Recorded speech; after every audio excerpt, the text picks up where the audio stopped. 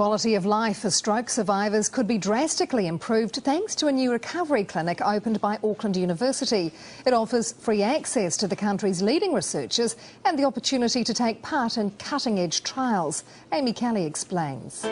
For 57-year-old Mike Brown, something as simple as this is a mark of achievement as to how far he's come in 2 years. Basically, I was in a meeting, I sort of lost part of my voice and fell over to my left and fell on the floor. Mike suffered a stroke, a blood vessel burst in his brain, damaging cells. He had to relearn how to move the whole left side of his body.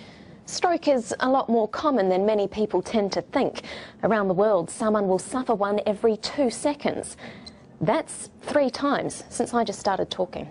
Around 45,000 New Zealanders are, like Mike, recovering, and a new University of Auckland research clinic is opening doors. People in the community can gain access to new and developing treatments much more quickly than if they have to wait for them to get into widespread clinical practice. Referred patients start out with a 3-hour assessment with speech therapists, optometrists and others who specialise in strokes. Some are invited to take part in cutting-edge research trials. This is called transcranial magnetic stimulation, and all it does is create a very brief magnetic field that passes through the skull and scalp and activates the cells near the surface of the brain so that it's more receptive when the person then goes to do their physiotherapy.